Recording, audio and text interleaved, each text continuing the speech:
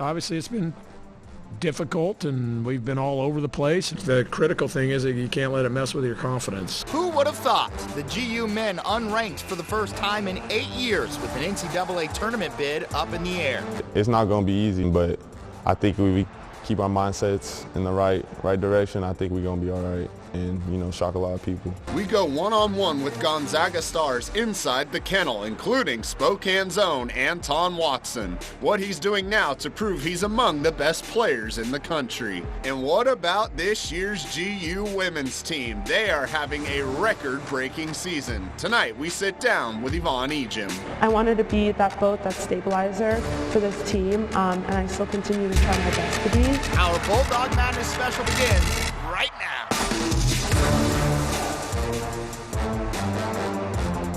Hello. Thanks for joining us for this special edition of Bulldog Madness. I'm Travis Green. And I'm Andrew Quinn. Over the next 30 minutes, we're sitting down with Gonzaga standouts as well as taking an in-depth look into the remainder of this season. Yeah. And of course, today, a big game today. The Zags went into Rupp Arena and knocked off 17th ranked Kentucky 89-85. So let's break down the three keys to today's win. Andrew, how's that sound? Let's do it. Let's do it. What a win. Yeah, we got to start with the fast start. You go into Rupp Arena and you start fast. You got to do that to get a win in a game like this, Andrew. Absolutely. 7-point Gonzaga lead in the first 4.5 minutes of the game. The Zags led by 10 at the half, Travis. Yeah, Nolan Hickman, Graham Ike, Ben Gregg, all in double figures in the first half. And I do want to say, Ben Gregg, the effort he brought in that first half just really gave this team a lot of energy. Unreal. Yeah, absolutely. And heading into our second key, we just talked about them. The big men were outstanding. Yeah. The Zags undersized going up against this Kentucky team with multiple 7-footers. But listen to these stat lines. Graham Ike, 23 points. Anton Watson, 17 points and 7 boards. Ben Gregg, 14 points. And how about Braden Huff with 12 points off the bench? The bigs was huge. Were outstanding. And Huff himself had quite a stretch in the second half to keep the Zags in this while Kentucky was clawing back. And our last key to the day, the free throws. You normally don't think of free throws, but you got it today. In the second half, when Kentucky was making this comeback, took the lead, Gonzaga stayed steady at the line. 18 of 19 from the free throw line in the second half. That's how you win ball games on the road. Listen, this is a team that has always struggled shooting free throws, it seems. When they needed them most today, they stepped up and knocked them down. Yeah. So how about that? They get the huge win. Gonzaga ranked 25th in the net rankings heading into today, Andrew. I know not ranked in the AP polls. Might crack it now. We'll see. We'll see. Definitely will take a step up in the net. They get their first quad 1 win of the season on the road in Rupp Arena. Yeah. Pretty good stuff right Don't there. have to listen to people say you don't have that quad win. Yep, they got one. Well, it's no secret who the leader of this year's Zags team is. Super senior Anton Watson is the longest tenured Zag and has been a little bit of everything in his career here in Spokane. That's right. I sat down with Watson to chat about his career and his rise into the player he is today, which may have a shot at making it in the NBA.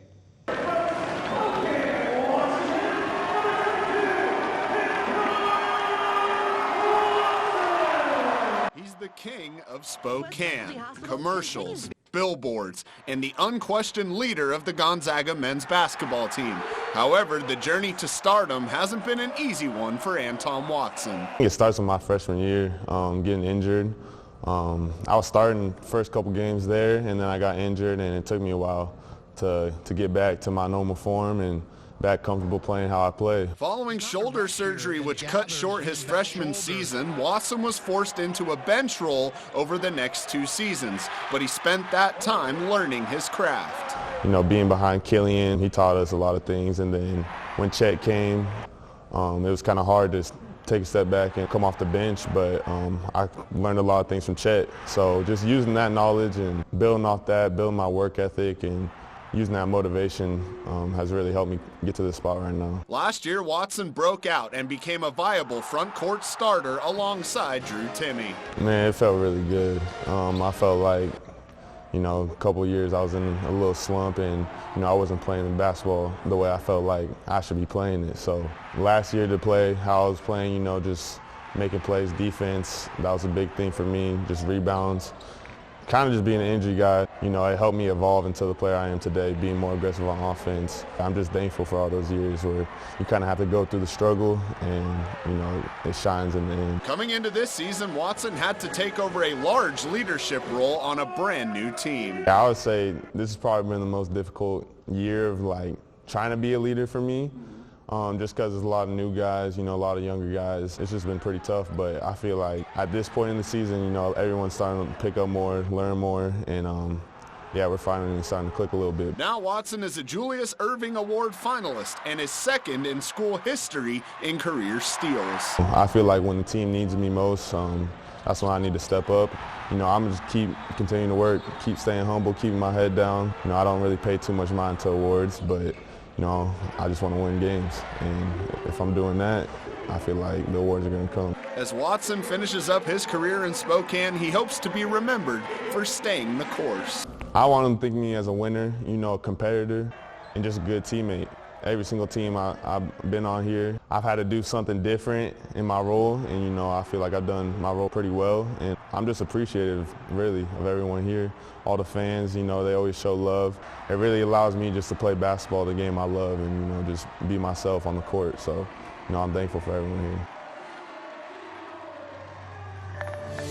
And you know, Andrew, I call Anton the king of Spokane. That's right, he for sure is, and we appreciate Anton sitting down and sharing his story. Absolutely. Well, coming up next, she's become one of the top women's basketball players in the nation this year. I sit down with Gonzaga forward Yvonne Ejim coming up next. Plus, Locked On Zags host Andy Patton is joining us later on, breaking down today's game and the rest of the Zags season. Bulldog Madness is back in just 2 minutes. Welcome back to KREM 2's Bulldog Madness Special. All week long, we've been asking you to send in pictures of cheering on the Zags, and guys, you didn't disappoint. Look at those. The baby. Look at that. Look, he's fired up. Yeah, you start me on. Very good. Now, we cannot have a Bulldog Madness Special without talking about the unbelievable season so far for the Gonzaga women. The GU ladies were back in action today against LMU in the annual pink game. Yeah, look at those shirts they got on. Nice. Of course, the Zags in the pink uniforms, and once again, without star forward Yvonne Ejim. But never fear, Kaylin Trong is here. Lenny had 11 points in the first half, including 3 triples. GU had no trouble with the Lions today. Right now, the Zags are leading that game by 22 points. Kaylin Trong is up to 13 points, and Brenna Maxwell has chipped in 11. So I think it's safe to say the Zags are going to win another one in the kennel and continue their long win streak. So more of the same for the Zag ladies. Just keep rolling. And as of right now, the Zags are firmly on that top 4 line for March Madness, which means they would host the first 2 rounds of the NCAA tournament right here in Spokane. If the Zags hold on to that spot, it would be the best seed in program history in the tournament. And with how the ladies have been steamrolling through the WCC like today, it seems safe to say that will stay the case. Some March Madness in the kennel, Andrew. It's a possibility. Yeah.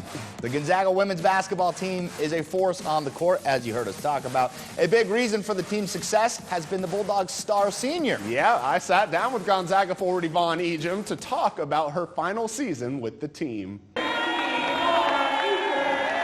Now as I understand the system a little bit more, I understand my game and my teammates' game a little bit more. I feel like I try my best to use my voice because I want to help them. I want to use my voice to help people and make them better and make the team better. So I want to be that player for my team that is always doing what they need and being consistent at that. Ejim has become a superstar this season, a process which began in the off-season following back-to-back losses to end last year's campaign. Throughout the off-season and the summer, focusing on how can we stay resilient, how can we be uncomfortable, how can we be consistent.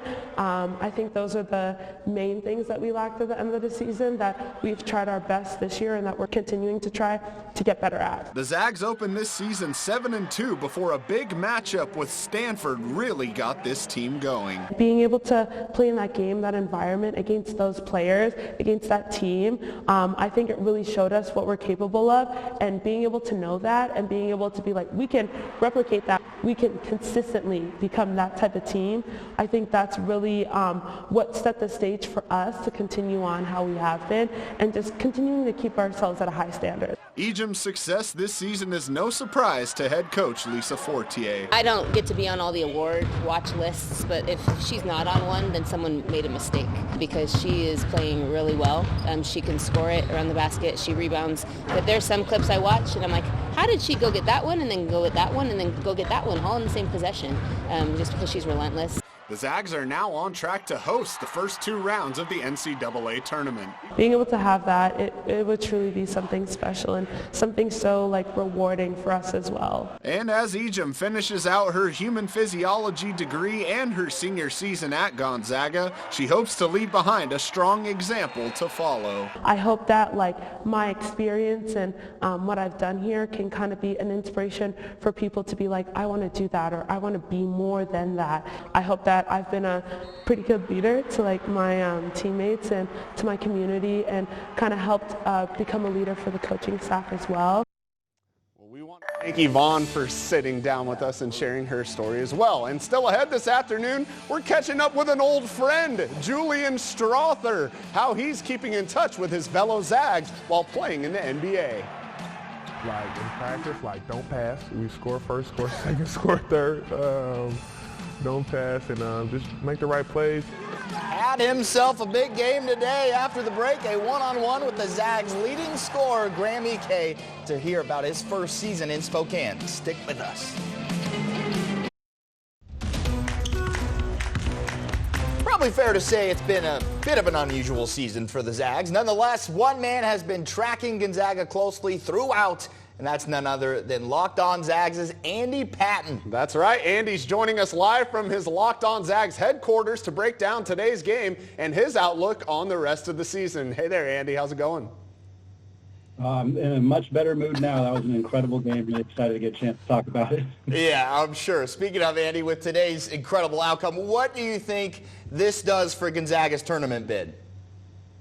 Well, it gives them a cushion. It's still a very small cushion in my mind, but I think if they had lost this game, they would have been absolutely, we have to win in the WCC championship or else we're not going to make the big dance. Now, I think there is an opportunity where they still have no wiggle room, but if they beat St. Mary's in Moraga, if they beat San Francisco at the Chase Center, even if they lose in that WCC championship game, they might have the resume to potentially get that at-large bid. Beyond that, it gives them some momentum at a time in the season where they really need some momentum for the next month or so before we get into that Selection Sunday time. Andy, you just mentioned it right there, but going on the road to win those 2 WCC games would obviously help a lot. But what else do you think this team needs to prove to the committee over the last stretch of the games here to make sure that they can get back to the NCAA tournament for a 25th straight year?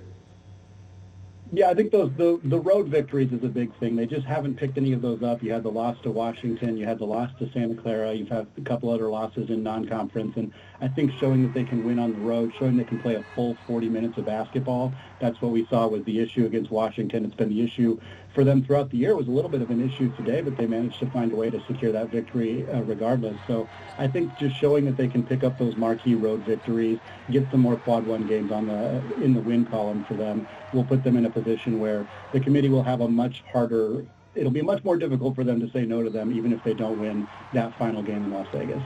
Yeah, I agree with you there, Andy. I'm curious on your take with this question here, because I feel like it could go a couple of different ways. Who do you think is the key player for Gonzaga going forward here in the season?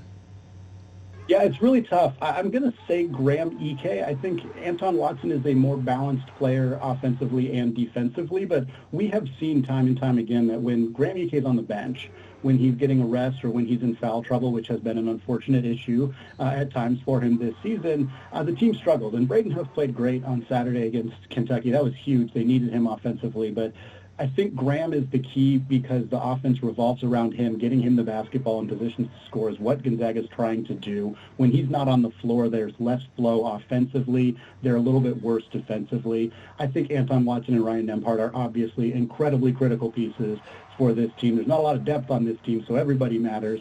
But to me, Graham Ike is such the focal point offensively that I think this team kind of lives and dies by his ability to stay on the floor and stay productive. Great Andy Patton. You can catch his Locked On Zags podcast on YouTube, KREM 2 Plus, and just about anywhere you can find podcasts. Hey, Andy, thanks for joining us. Yeah, thank you, guys. Looking forward to the rest of the season. Heck yeah, man. There you go. Well, Travis, it's hard to imagine where the Bulldogs would be this season if it weren't for the addition of the man we just talked about, Graham Ike. A lot of Graham Ike. That's right. Ain't that the truth? The Wyoming transfer big man has stepped in and led Gonzaga in scoring this season. I sat down with my fellow Coloradan to talk about his first year as a Bulldog. Graham Ike, a Gonzaga Bulldog, just what does that bring to mind when I say that? So much joy, man, so much gratitude that I'm here now in this place. I wouldn't have thought of it 4 or 5 years ago that I'd be here today playing with great people, playing under a Hall of Fame coach. You know what I'm saying? It's crazy. Speaking of that Hall of Fame coach, what's it been like playing for Mark Pugh? Oh, it's been wonderful. He's been teaching me the ins and outs of the games, just some of the little things that he's been teaching me, and just picking his brain on things like Team USA, some of his past teams, what contributes to winning in March. And then, getting them to 700 wins, that was also pretty dope. Wow, 700 is a lot. Did you guys make any jokes with him about that? That's a long time. Not really. He did a handstand though. That was pretty nice. After the win, he did a handstand, had a little water shower in there, so yeah, it was great. Everything's going well, up for award watch list. What has it been like to step in here and have the type of success that you're having?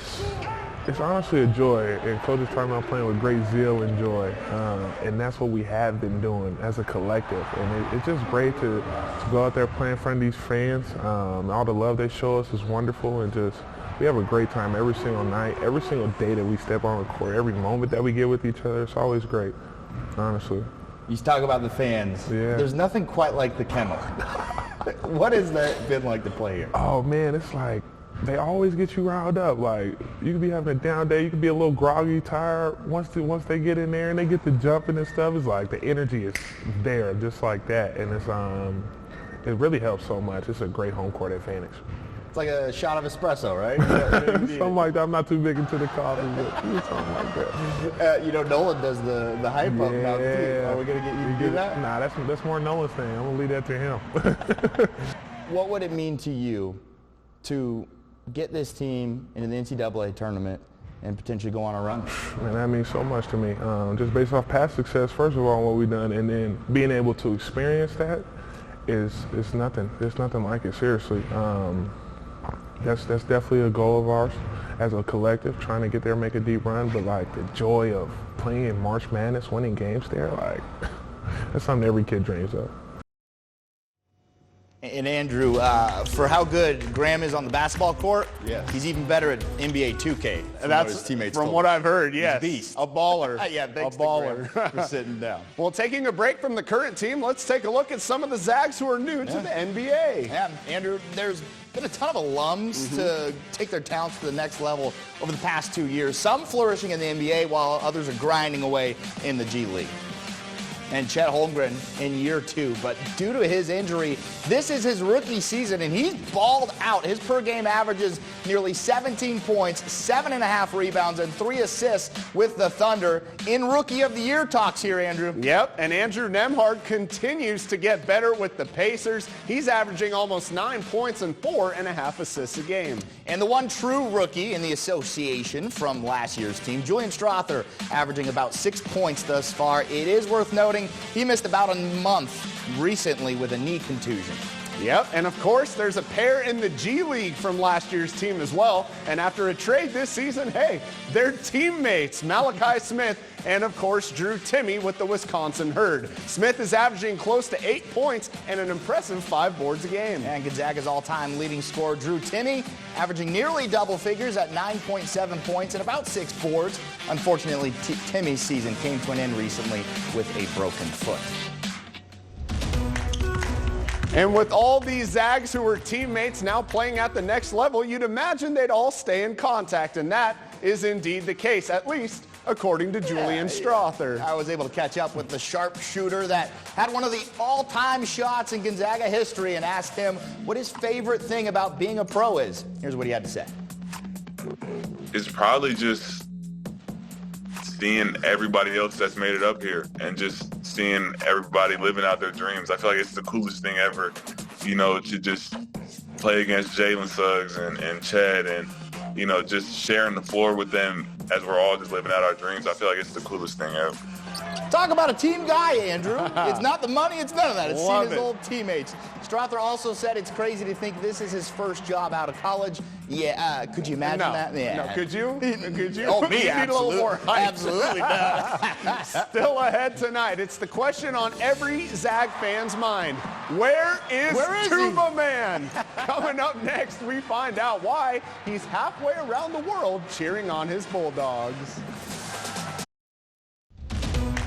Welcome back to our Bulldog Madness special. If you spent time in the kennel over the past few years, you would know the name Tuba Man. Yeah, he's become a bit of an icon in Gonzaga athletics. But if you've seen at games since the fall break, you've noticed Tuba Man has been gone. So where is he? Tuba Man is on his own vision quest right now in Italy, studying abroad with Gonzaga. But we'll see if he comes back. He'll be back soon, I hope. You never know. Well, there you have it. He's in Italy. There you go. And that's all the time we have. Goodbye.